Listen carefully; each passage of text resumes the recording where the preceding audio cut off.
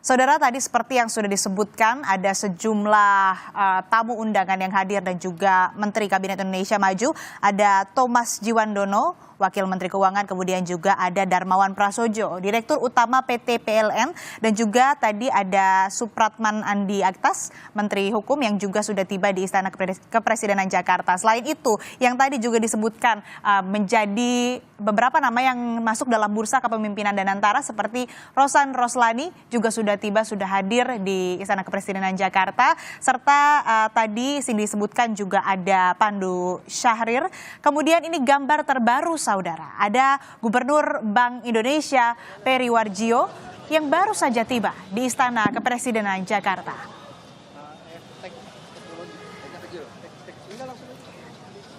Dan untuk mendalami dan juga membahas lebih dalam soal Badan Pengelola Investasi Danantara yang akan diluncurkan oleh Presiden jam 10 kalau sesuai jadwal, saya akan membahas bersama dengan Direktur Next Indonesia Center, Bapak Heri Gunawan yang sudah bergabung bersama saya di studio Kompas TV. Selamat pagi Pak Heri, apa kabar? Baik, selamat pagi Mbak Aci. Ya Pak, ini kan publik belum tahu begitu ya, sebagian besar belum tahu apa sih sebetulnya beda antara BPI Danantara dengan Kementerian BUMN, walaupun dua-duanya sama-sama punya tugas atau punya tanggung jawab langsung ke Presiden.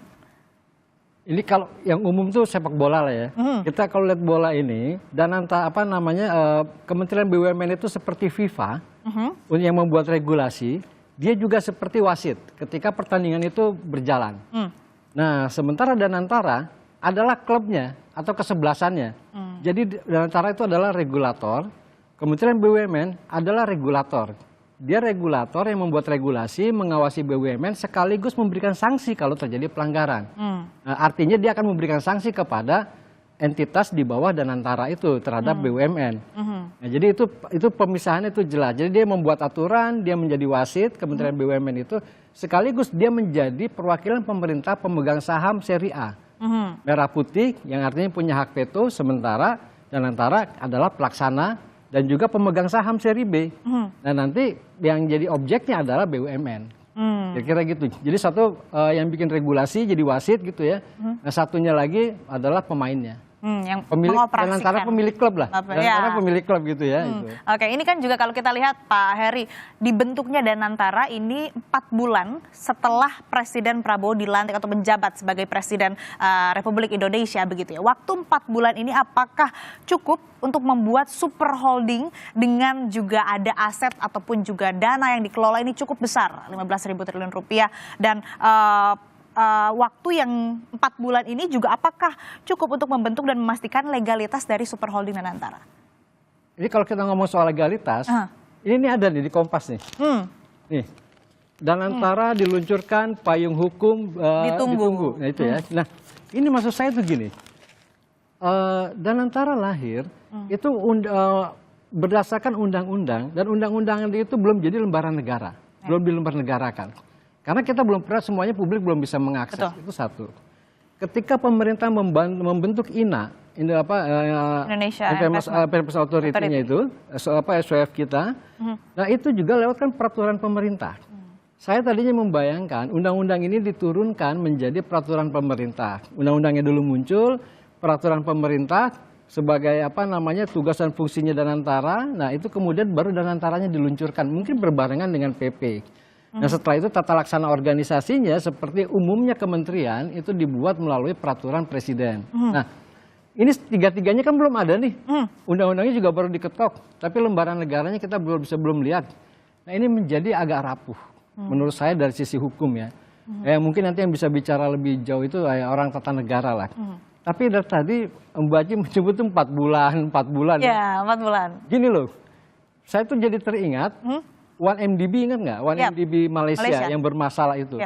1MDB itu lahir di Malaysia, dulu kan punya Terengganu ya, diakuisisi menjadi milik pemerintah pusat oleh Menteri Keuangan, itu 4 bulan setelah Pak Najib menjadi Perdana Menteri.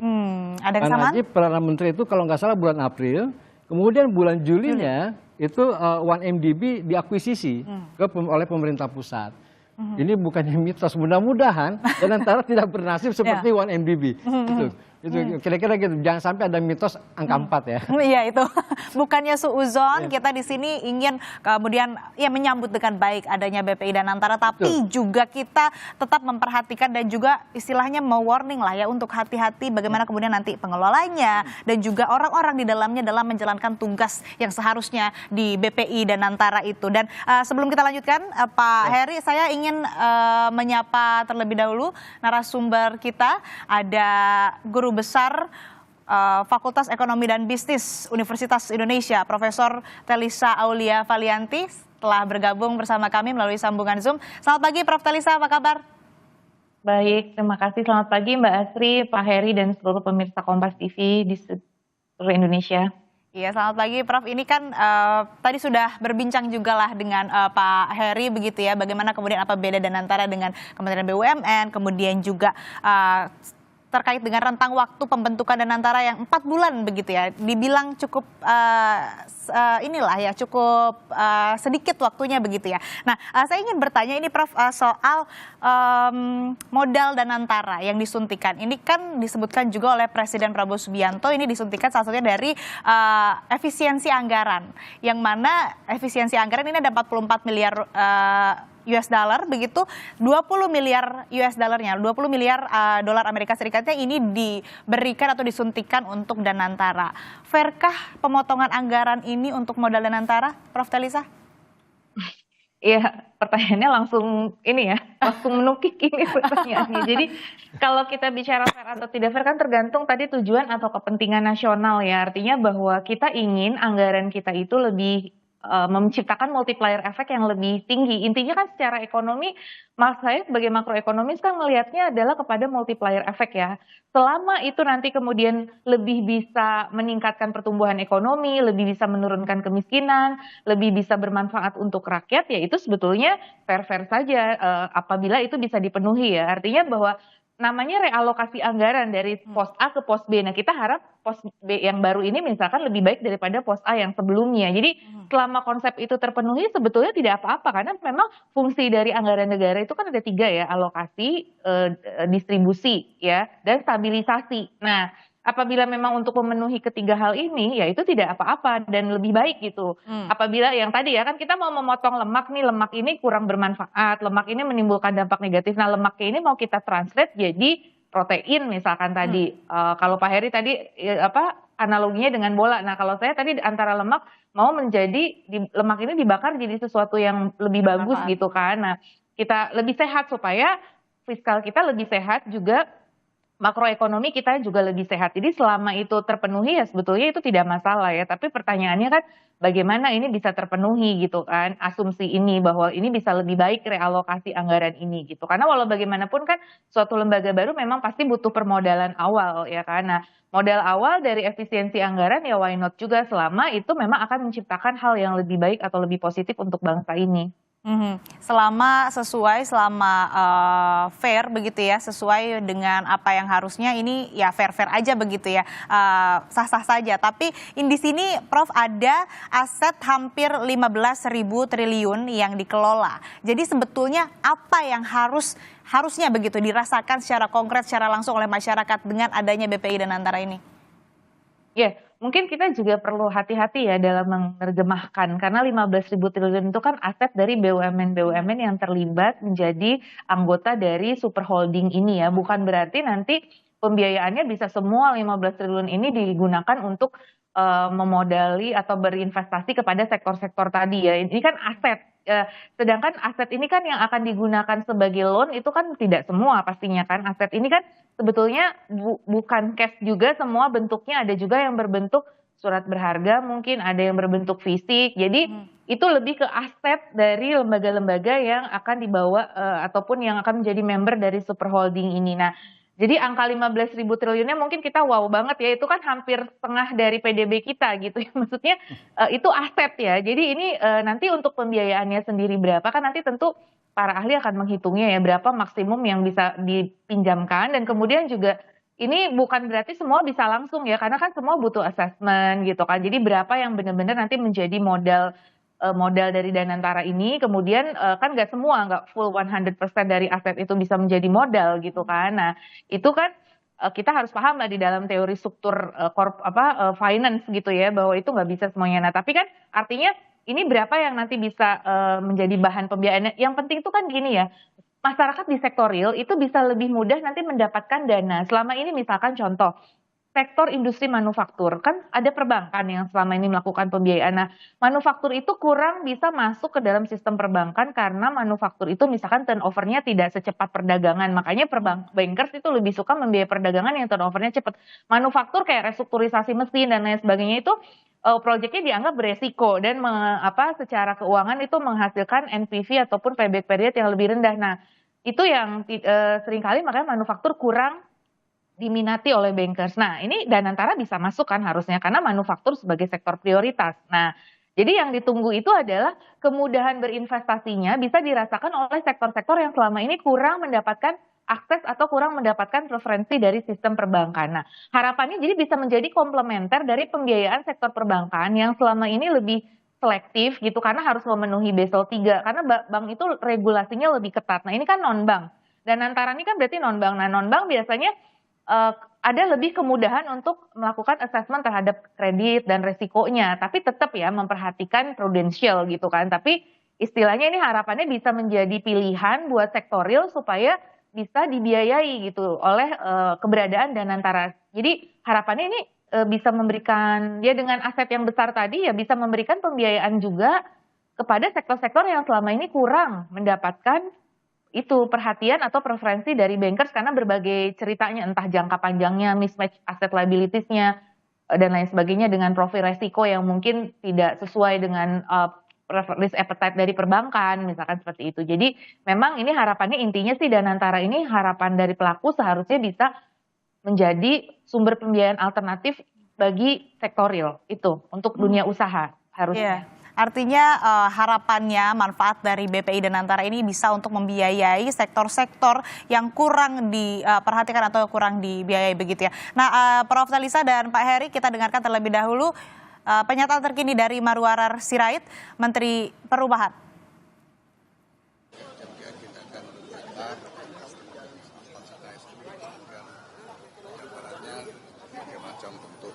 Langkah dan semuanya kan jelas secara eksplisit dinyatakan itu. Baik, saudara, kita akan membahas lagi. Ini kan ada aset jumbo dikelola juga. Ini asetnya sangat jumbo, artinya ada risiko pengelolaannya seperti apa. Jangan sampai seperti 1MDB Malaysia. Nah, kita akan bahas lebih lanjut, tapi usai jeda tetaplah di Breaking News Kompas TV. Anda kembali menyaksikan Breaking News Kompas TV terkait dengan peluncuran Badan Pengelola Investasi Danantara yang akan dilakukan oleh Presiden Prabowo Subianto. Hari ini rencananya pukul 10 di Istana Kepresidenan Jakarta. Sejumlah tamu undangan sudah hadir.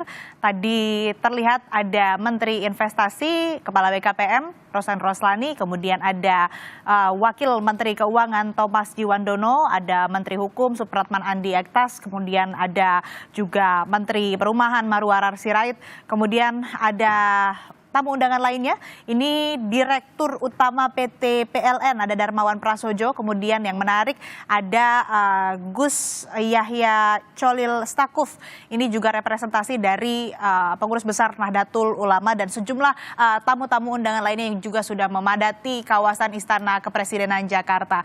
Nah, kita akan kembali lanjutkan perbincangan bersama dengan Pak Heri Gunawan dan juga Prof. Talisa. Saya mau ke Pak Heri dulu ini, Pak, soal ada aset yang dikelola 15.000 triliun. Meskipun tadi dijelaskan juga oleh Prof. Talisa itu tidak semuanya yang memang bisa langsung digunakan begitu dimanfaatkan. Tapi ini memang aset yang jumbo.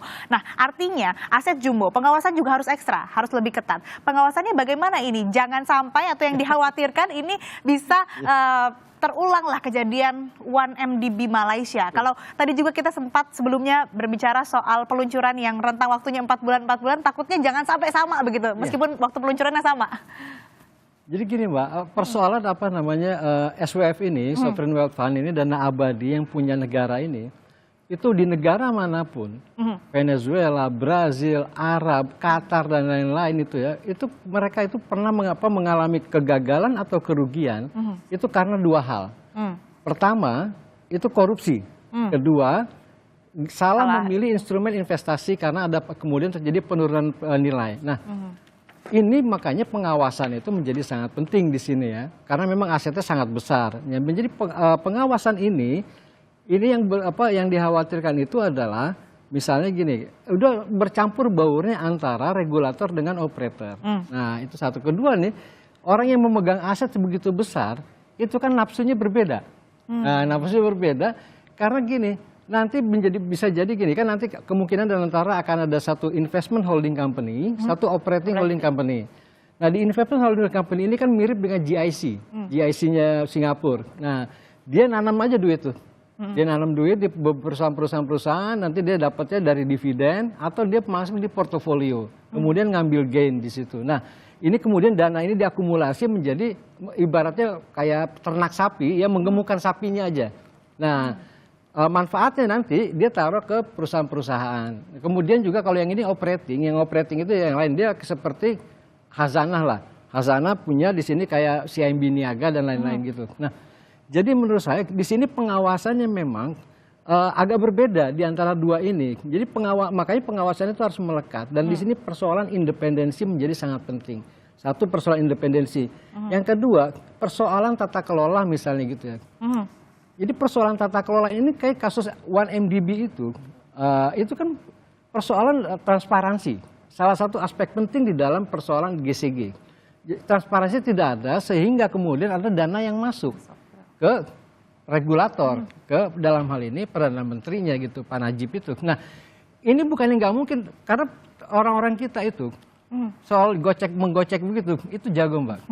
Karena gini ya, ini juga misalnya gini, nah ini juga harus sensitif, lembaga aparat penegak hukum. Misalnya gini, itu kita kan bisa aja korupsi, potensi korupsinya itu kan bisa juga pada selisih suku bunga. Itu kan bisa aja, misalkan saya menerbitkan surat utang, nanti kan dalam proses itu ada namanya book building. Nah, book building itu akan menentukan berapa sih kupon nanti yang akan dikasih ke publik. Nah, sebelum kupon itu muncul, itu bunganya berapa, kan ada negosiasi dengan calon pembeli. Nah, itu kan di situ bisa kita cincai. Bahkan di perusahaan yang berelasi dengan plat merah, itu pernah terjadi persoalan selisih bunga pinjaman ini. Misalnya gini, Danantara ini misalnya ya, Danantara nggak perlu duit. Tapi saya dekati karena saya kenal baik dengan Pak Padu misalnya. Udah bos, mau nggak ada yang bisa ngasih utang nih. Bunganya katanya sebenarnya bunga pasar karena dolar misalnya 4%. Tapi you bayar 5% lah. Yang 1% ya sudahlah kita redistribusi aja. Kan itu ini bisa terjadi. ya? Itu pernah terjadi di Indonesia. Memang tidak banyak terungkap ya. Yang kayak gitu pernah terjadi di perusahaan yang berelasi dengan plat merah. Nah, ini jangan sampai kayak gini. Makanya pengawasannya betul. Nah, dalam pengawasan itu ada kan di dalam manajemen risiko itu dikenal dengan istilahnya 4 eyes. Jadi ada 4 mata. Keputusan tidak boleh dibuat oleh 2 mata, oleh 1 orang atau 1 ruangan. Harus ada 2 orang minimum atau 2 ruangan. Sehingga nanti ada balancing di situ. Nah, kira-kira begitu. Nah, ini bagian dari proses pengawasan karena memang asetnya begitu besar. Siapapun yang mengelola pasti ada rasa tergiur. Nah, itulah bagaimana dia menjaga keimanannya. Ya, itu memang yang perlu diwaspadai, harus pasang mata begitu ya. Pasang mata gitu. Jadi dia menjaga profesionalismenya dia itu seperti apa, komitmennya dia seperti apa. Ya, artinya memang ini perlu pengawasan yang tadi kalau dibilang sama Pak Heri, ini pembuatan keputusan tidak bisa hanya 2 mata, harus 4 mata. Kita juga harus pasang mata untuk mengawasi bagaimana kemudian operasional maupun juga investment yang dilakukan oleh BPI dan Antara itu sendiri. Masih bicara soal pengawasan, saya mau ke Prof. Telisa. Prof, ada juga nama-nama yang nantinya akan menjadi Dewan Pengawas. Kalau berdasarkan informasi yang kami dapatkan, Dewan Pengawas ini akan dikepalai oleh Menteri BUMN Erick Thohir. Kemudian juga nanti anggotanya ada dari perwakilan Kementerian Keuangan ataupun sosok atau pejabat yang nantinya akan ditunjuk oleh Presiden Prabowo Subianto. Nah, ini seperti apa Anda melihat ya, Prof. Telisa? Ya, tentu tadi banyak sudah disampaikan oleh Pak Heri dan banyak sekali ya diskusi mengenai ini terkait dengan penerapan good corporate governance ataupun good public governance ya. Jadi memang tata kelola dan transparansi itu adalah kunci sukses dari suatu lembaga seperti Danantara ini. Jadi memang kalau saya kan based on research ya, jadi beberapa literatur studi mengenai keberhasilan, ini kan semacam sovereign wealth fund ya, semacam SWF. Jadi beberapa keberhasilan SWF itu kuncinya adalah di GCG-nya itu, atau di corporate governance, atau di good public governance. Jadi dan juga di transparansi. Jadi SWF yang bagus, yang berkembang dan sehat itu tentunya yang corporate governance atau governance-nya ya, baik corporate ataupun publiknya itu memenuhi standar yang baik itu secara teori ya. Nah, kemudian juga kalau saya tuh untuk pengawas ini juga ingat kepada yang namanya dulu pernah ada kasus BLBI ya, kita tahu. Nah, di mana itu lewat perbankan. Ini kan lewat non bank ya, tapi kan kita harus paralelisme ya, maksudnya melihat kepada benchmark di perbankan sendiri. Jadi dulu di perbankan sendiri ada penyalahgunaan yang disebut dulu kasus KLBI dan BLBI begitu, yang menjadi skandal di negeri Indonesia juga ya. Nah, kita mudah-mudahan belajar dari itu, mudah-mudahan ini walaupun berbeda bentuknya, tadi kan kalau di Malaysia 1MDB itu ya yang menjadi contoh gitu, bahwa itu bisa terjadi penyimpangan. Tapi kita berharap dengan optimisme kita tidak seperti itu tadi, dengan kerangka pengawasan yang baik. Nah, berharap sih di Dewan Pengawas itu selain kementerian, itu juga dilibatkan sektor keuangan kalau menurut saya. Jadi pengawas-pengawas dari sektor keuangan ini juga harus terlibat. Karena walau bagaimanapun ini akan mempengaruhi financial system stability secara keseluruhan. Karena ini kan nanti dana-dana pemerintah ini kan semuanya juga ditaruhnya di perbankan, jangan lupa. Nah, nanti kalau ada penyimpangan-penyimpangan, ini akan mempengaruhi ke sektor keuangan atau perbankan itu sendiri. Nah, itu juga makanya pengawas dari perbankan sih menurut saya perlu ya. Karena apa? Karena di perbankan itu sendiri, itu aturannya itu biasanya sudah lebih jelas ya. Jadi bagaimana nanti peran dari OJK, Bank Indonesia, ataupun LPS misalkan sebagai anggota dari Komite Stabilitas Sistem Keuangan itu juga punya peran ya di dalam pengawasan selain lembaga-lembaga auditor seperti tentunya KPK dan BPK ya. Itu perlu. Cuma kan memang kita tahu dari Undang-Undang BUMN sendiri agak sulit ya, itu harus persetujuan DPR kalau tidak salah ya pengawasan itu. Nah, harapannya ini juga DPR bisa lebih aware terkait dengan hal itu karena memiliki peran juga di dalam pengawasan. Tapi menurut saya intinya pengawas-pengawas dari lembaga keuangan itu juga harus dilibatkan karena nanti ini akan in relation kena juga ke sektor keuangan seperti itu. Jadi karena kita dulu ingat SMI dan SMF ya. Jadi ada SMI atau sebagai special mission vehicle itu juga berada di bawah pengawasan OJK seperti itu. Jadi ini juga apakah di bawah, nah ini sepertinya berbeda dengan itu karena ini lebih tinggi ya statusnya secara kelembagaan ataupun secara besaran. Nah, tetapi gini, lembaga kecil aja seperti SMI dan SMF itu kan harus diawasi juga oleh regulator sektor keuangan seperti itu. Jadi paling masukannya itu sih. Jadi apakah regulator sektor keuangan dan tentunya regulator pengawas yang memang benar-benar mengawasi secara seperti BPK dan KPK itu ya, itu memang perlu dilibatkan juga seperti itu. Tapi juga regulator sektor keuangan itu juga sepertinya perlu karena ini akan berhubungan dengan sektor keuangan, akan memiliki dampak juga ke sektor keuangan. Regulator sektor keuangan dan juga tadi BPK maupun KPK juga harus dilibatkan dalam pengawasan ini begitu ya, Prof. Talisa. Kalau kita bicara lagi soal risiko dari pengelolaan aset yang jumbo 15.000 triliun begitu ya, secara stress test ini akan sesistemik apa bagi Indonesia kalau aset kelolaan 15.000 triliun ini bermasalah? Ya. Tadi saya katakan 15.000 triliun itu kan hampir 50% dari PDB Indonesia. Berarti itu sedangkan uang beredar itu kan sekitar 10.000 triliun ya.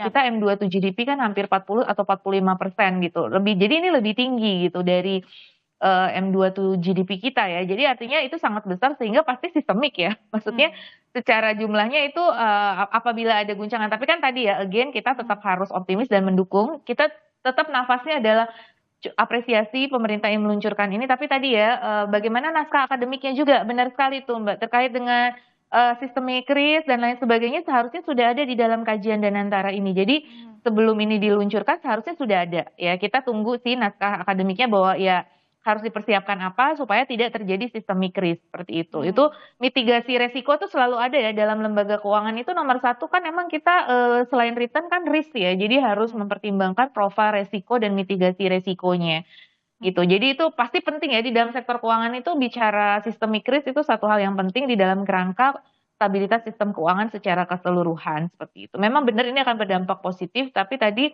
risknya juga ada ya, itu tadi makanya betul-betul harus dikelola dengan baik. Jadi kita harapannya tentu ekspektasi dari kita sebagai akademisi ya, terutama saya dari sisi pribadi sebagai akademisi mengharapkan itu tadi ya pengawasan yang sangat baik seperti itu, dan juga itu menghindari sistemik risk ini. Mitigasinya tentu harus ada karena tadi berkaitan dengan aset yang cukup besar seperti itu. Oke, itu soal pengawasan pengelolaan aset Jumbo. Saya ingin beralih membahas soal bursa kepemimpinan BPI Danantara. Sudah ada nama-nama yang beredar, mulai dari nanti kepala Danantaranya ini akan diketuai atau diemban atau ditunggangi oleh Rosan Roslani yang saat ini juga menjabat sebagai Menteri Investasi Kepala BKPM. Kemudian di Direksi Super Holding, Super Investmentnya ini ada Pandu Syahrir. Kemudian di holding operasionalnya ada Doni Oskaria. Nama-nama ini Pak Heri, apakah ini cukup kuat untuk menarik investor atau cukup menarik untuk market? Memang betul begini ya, terkait dengan orang-orang ya. Ya. Ini para investor itu selain dia memperhatikan ketika misalnya dia ingin bermitra, katakanlah joint venture, atau dia ingin belanja. Pak Heri, mohon maaf kita harus jeda sejenak, tempat terpotong juga Pak Heri nama-nama tersebut, mungkin boleh dilanjutkan? Ya, kalau kita bicara orang, ini kan isu terakhir yang beredar itu, Pak Mulyaman yang sekarang sudah dilantik sebagai Kepala BPI Danantara, itu ditaruh ke atas sebagai anggota Dewan Pengawas. Posisinya katanya mau digantikan dengan Pak Rosan. Pak Rosan turun pangkat nih sebagai di lembaga publik ya, badan publik. Dia dari Menteri Investasi kemudian turun menjadi Kepala Badan. Walaupun badannya setingkat Menteri gitu ya. Jadi tetap pakai mobil RI sekian-sekian gitu. Nah, kemudian dari sini nanti akan ada misalnya ada investment holding company gitu ya. Nah, itu yang akan dipegang oleh Pak Pandu Syahrir, kemudian ada Doni Oskaria seperti tadi sudah itu kan yang sudah ramai ya.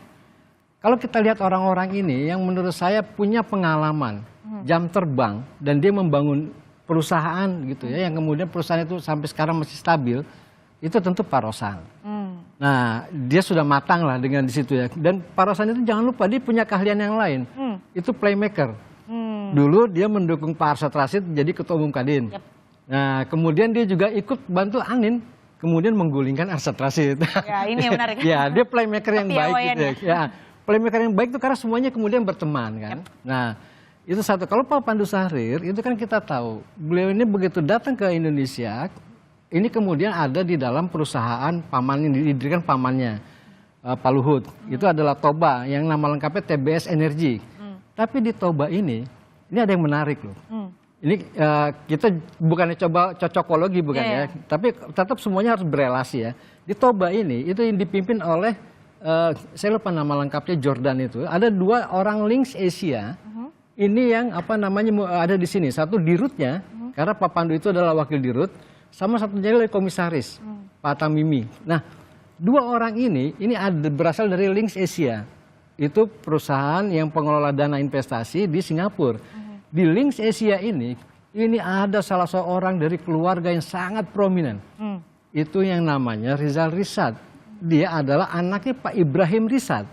Pak Ibrahim Rishad ini adalah kalau anak ABG sekarang nggak tahu ya, itu adalah Gang of Four. Jadi ada 4 konglomerat terkemuka di Indonesia pada masanya zaman Orde Baru, Pak Lim Silyong, Juhar Sutanto, Ibrahim Rishad, Sudwi Katmono. Nah, anaknya Pak Ibrahim Rishad di sini. Saya nggak tahu apakah kemudian ada dana Ibrahim Rishad, saya nggak tahu, di dalam TBS Energi atau yang lain-lain. Kalau Pak Doni ini, jadi tadi kalau nggak salah ada ini ya, Pak CT datang ya? Ya, datang. Mungkin Pak CT ingin menyaksikan eksekutifnya dilantik. Nah, Pak Doni ini kan besar dari Citicorp. Dia besar dari Citicorp, kemudian mewakili Citicorp sebagai pemegang saham di Garuda. Nah, dia masuk dari sebagai komisaris, kemudian sebagai direksi.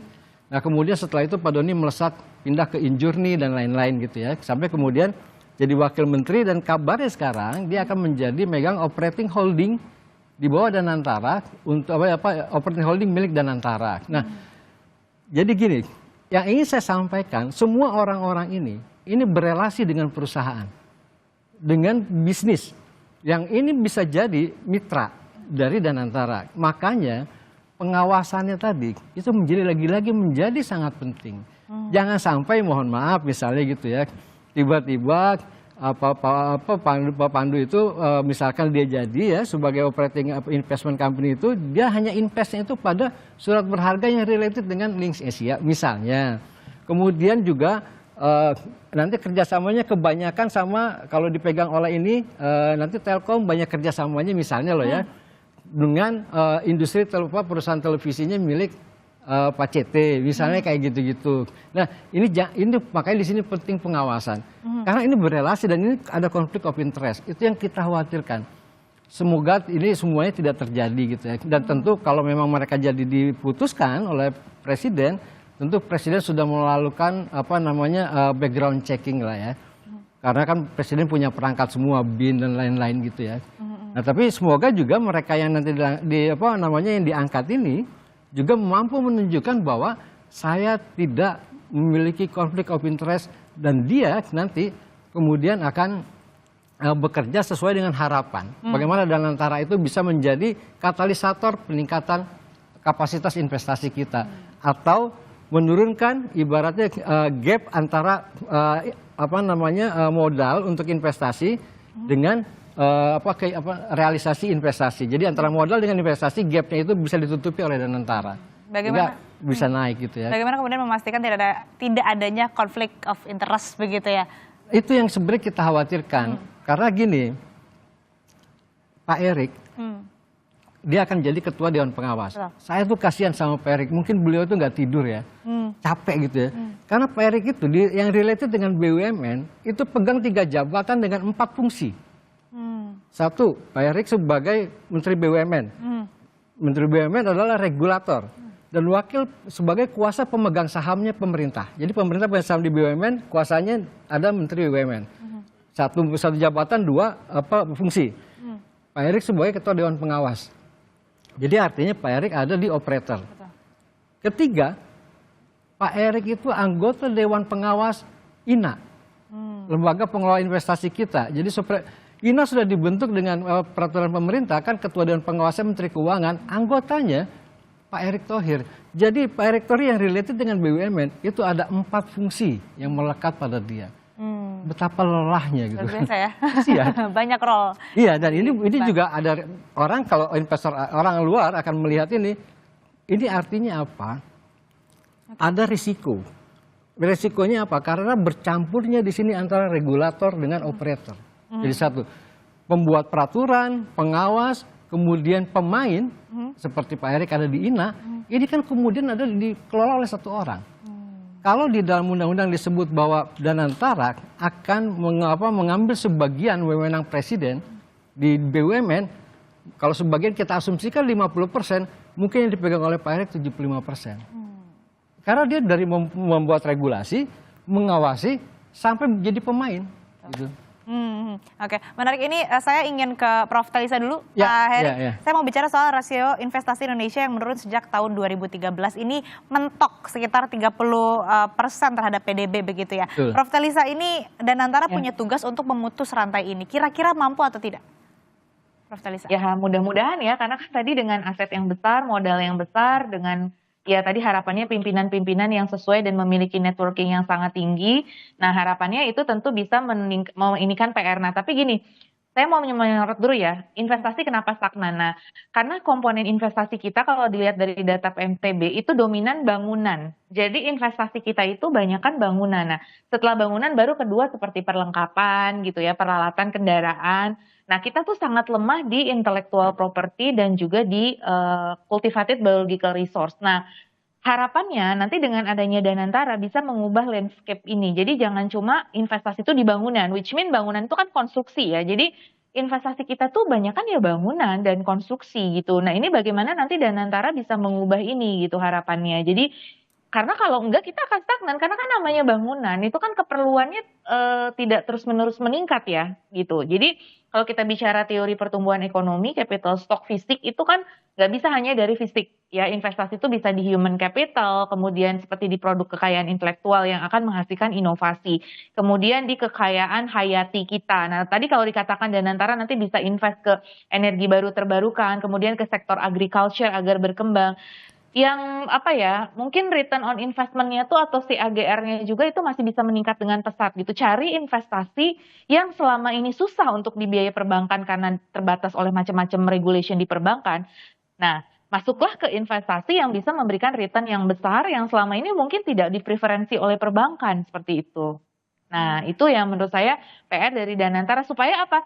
Supaya nggak sama atau bisnis as usual gitu. Kalau bisnis as usual kan kayak pindah kantong kiri ke kantong kanan aja. Selama ini mungkin apa namanya sudah tersebar ya dana-dana yang kan selama ini gini sistemnya.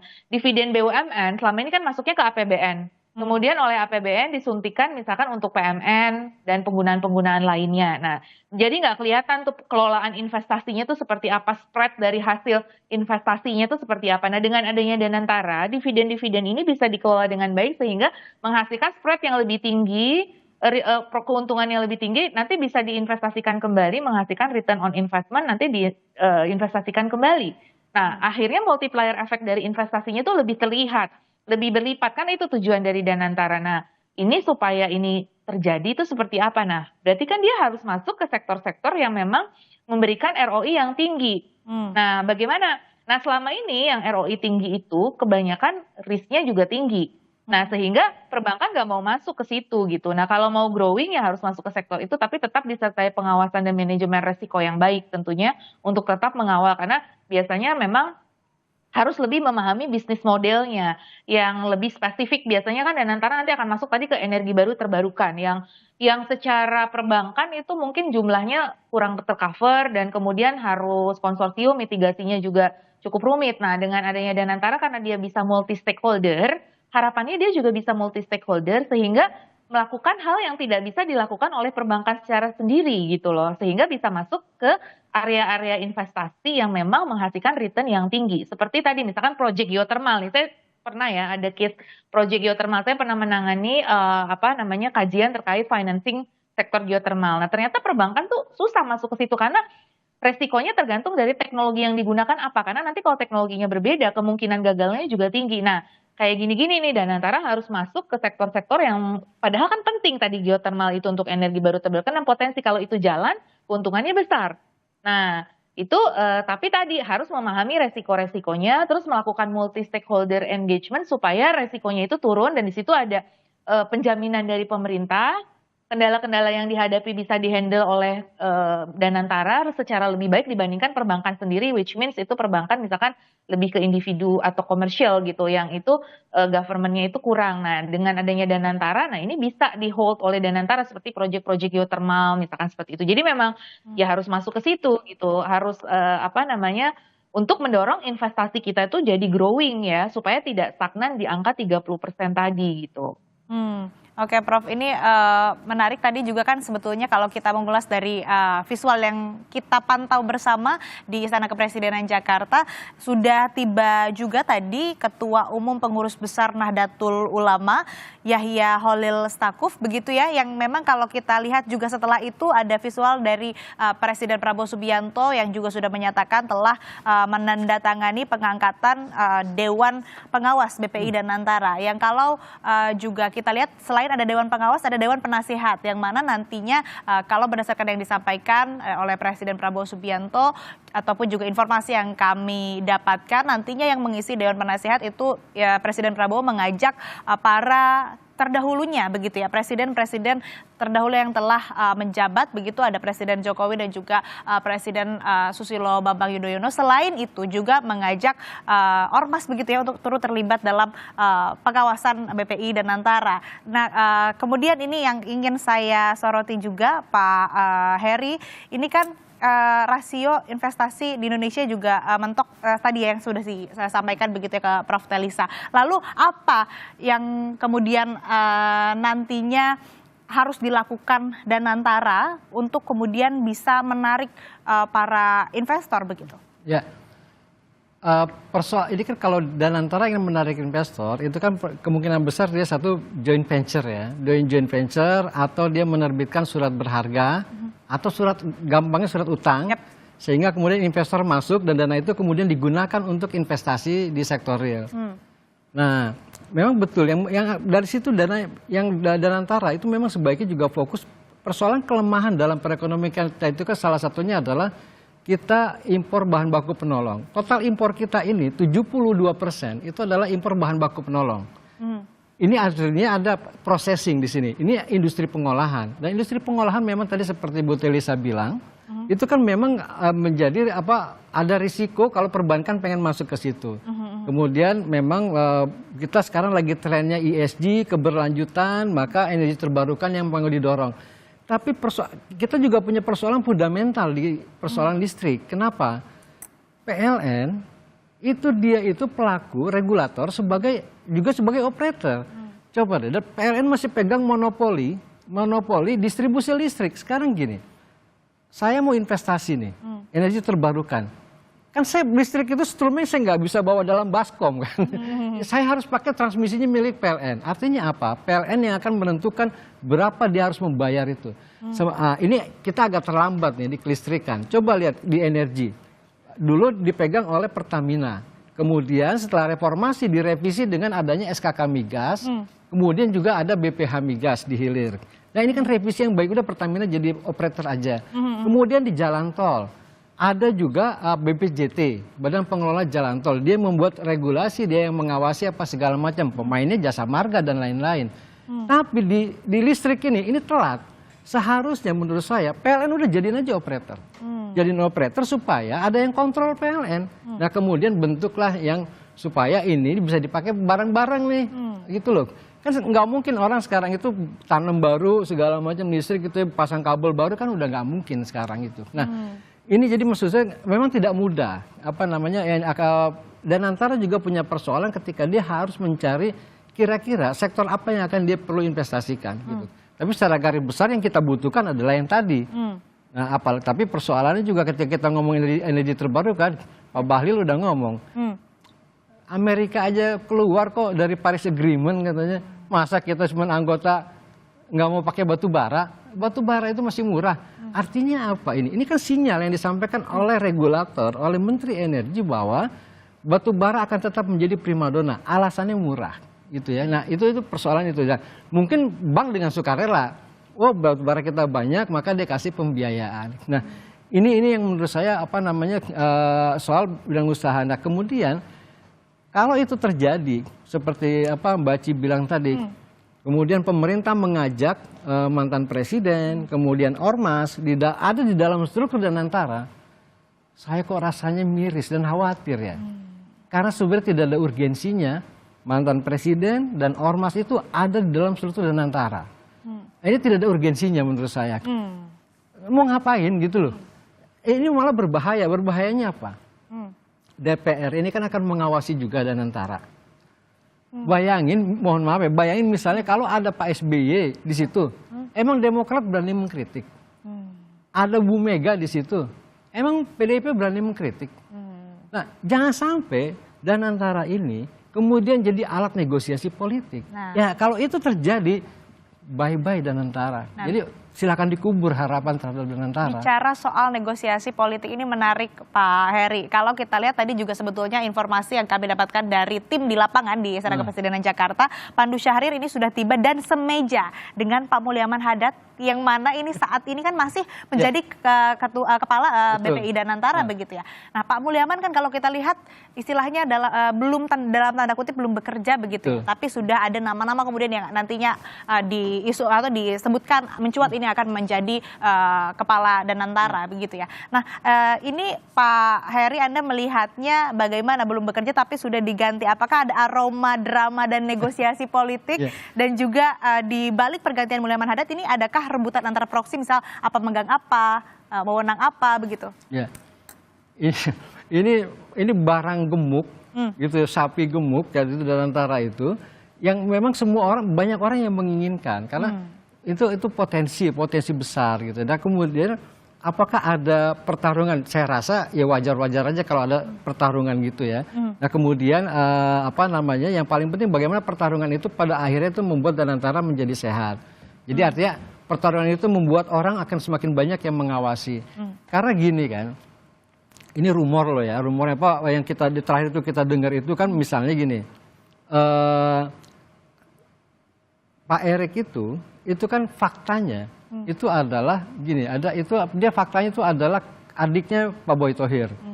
Pak Boy Thohir itu sekarang itu ada di lingkungan BUMN.